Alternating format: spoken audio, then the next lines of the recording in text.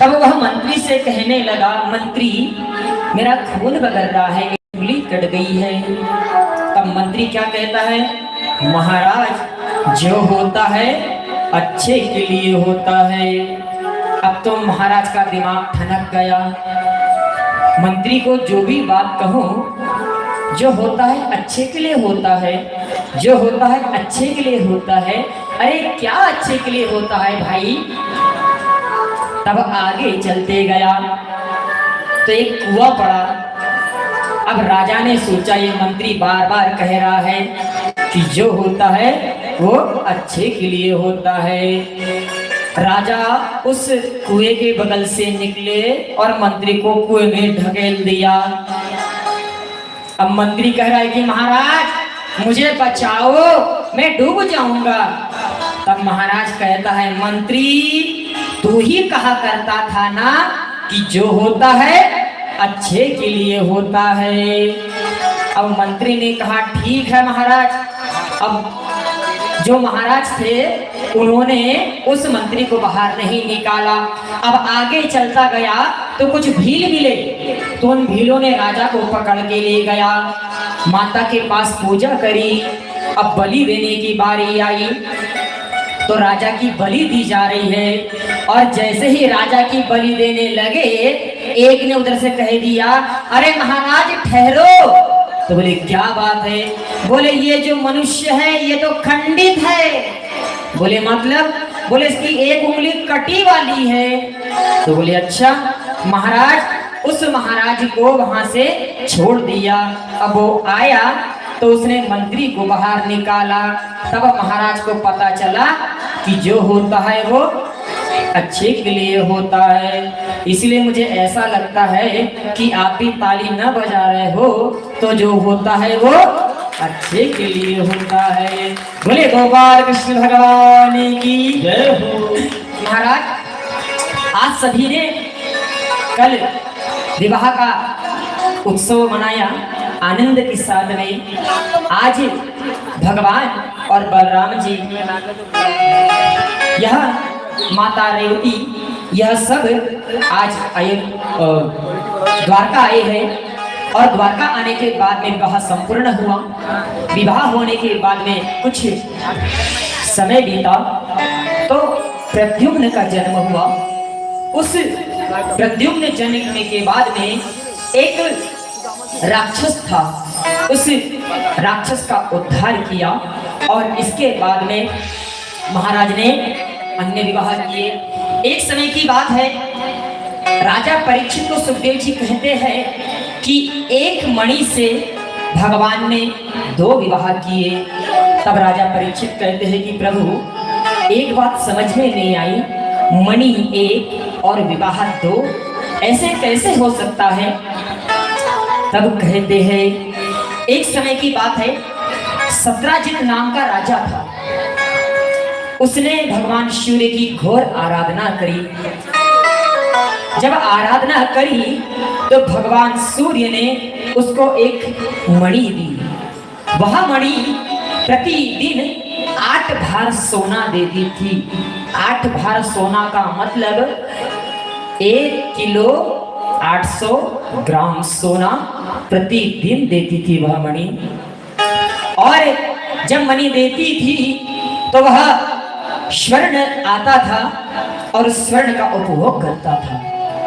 आज सत्राजित ने वह मणि ली और अपने गले में डाली। गले में डालने के बाद वह द्वारिका गया।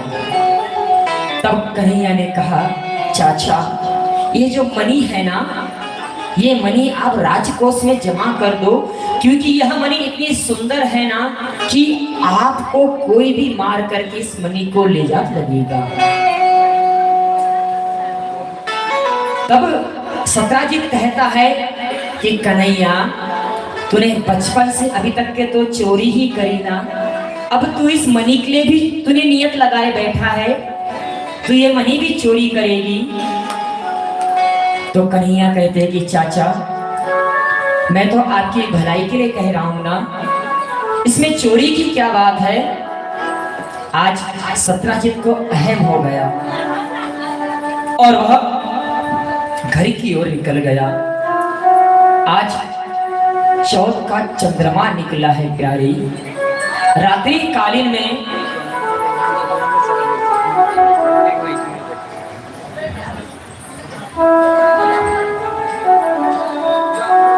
आज भगवान ने चौथ का चंद्रमा देखा है, और जैसे ही चंद्रमा देखा है ना, तो भगवान को भी कलंक लग गया। आज पहली बार भगवान को कलंक लगा है। क्या आज तक के कभी भगवान को कलंक लगा है? किंतु आज जब चौथ का चंद्रमा देखा है ना, तो भगवान को कलंक लग गया। हमारी माताएं चतुर्थी की पूजा करती है ना, और उपवास भी रहती है। किंतु संतों का मत यह है कि प्रत्येक चौथ के चंद्रमा को कलंक लगा है। जो भी उस चौथ का चंद्रमा देखता है ना, उसको कलंक लगता है। इसलिए हमारी माताएं चौथ का चंद्रमा न देखे। क्यों? क्योंकि चौथ के प्रत्येक चंद्रमा पे कलंक लगा है, उसमें एक काला सा धब्बा है। और सबसे बड़ा भाद्रपद की शुक्ल चतुर्थी को जो चंद्रमा निकलता है ना प्यारे, उसको हमने नहीं देखना चाहिए। आप तीज करती हो ना? करती हो, सभी माताएं तीज करती है। तो तीज के बाद में जो चौथ का चंद्रमा आता है ना, उसको कलंक लगता है। जो देखता है उस चंद्रमा को, उसे कलंक लगता है। तो अब माताएं किस लिए तीज करती है? ताकि हमारा जो सुहाग है ये उस चंद्रमा को न देखे। और अगर धोखे से हमारे पति देव ने या हमने उस चंद्रमा को देख लिया ना, तो हे माँ, उस कलंक को आपने वहीं पर भस्म कर देना। सभी माताएं तीज का जो उपवास करती है वो इसी कामना के लिए करती है ना, अपने सुहाग की रक्षा के लिए। और जो सुहाग की रक्षा करती है वो इसीलिए तो कहती है कि तीज का जो चंद्रमा होता है ना, उस तीज चौथ के जो चंद्रमा होता है, उस चौथ का चंद्रमा को देखना नहीं चाहिए। आज परीक्षित पूछते हैं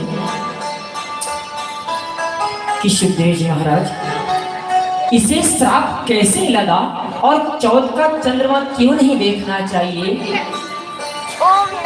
तब सुखदेव जी कहते हैं कि शिव पुराण में इसका वर्णन आता है कि एक समय माता पार्वती जी तीज की पूजा कर रही थी अपने पति की लंबी आयु के लिए।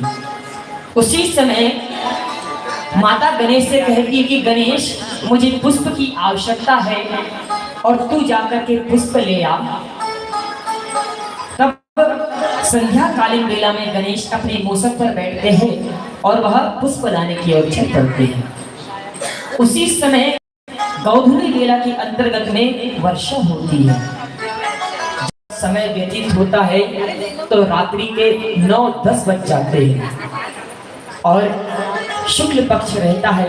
आपने देखा होगा शुक्ल पक्ष की उजाली दिन के समान दिखती है। आज उसी पक्ष में भगवान गणेश माता के लिए पुष्प लाने के लिए चल पड़े। कुछ दूर जाने पर मूषक का पैर फिसल गया तो मूषक के साथ साथ भगवान गणेश भी गिर गए। अब जब चंद्रमा ने देखा तो चंद्रमा हंसने लगा, अरे देख देख, मोटा गणेश गिर गया रे। अरे देखो देवताओं, ये गणेश खुद का भार संभाल नहीं सकता और देखो फूल लाने चला। बेचारा छोटे से चूहे की जान ले ला है। हाँ देख लो, आज इस गणेश को थोड़ी सी दया नहीं आई चूहे के ऊपर। इस प्रकार से जब हास्य करने लगा तो भगवान गणेश को क्रोध आ गया। और भगवान गणेश को जब क्रोध आया तो भगवान गणेश ने उसे श्राप दे दिया कि हे चंद्रदेव, तुझे अपनी खूबसूरती पर घमंड है।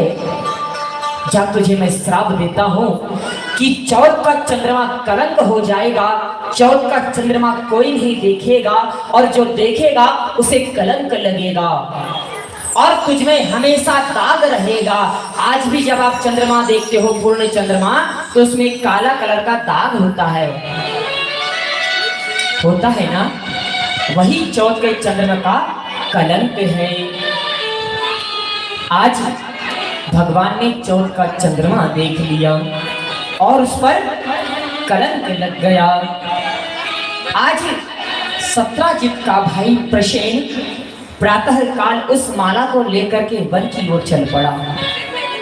जब वह वन की ओर चल पड़ा तो एक सिंह ने देखा कि सामने से एक सूर्य की भांति चमकती रोशनी आ रही है। तो सर्वप्रथम उसने घोड़े पे वार किया तो घोड़े का वध कर दिया।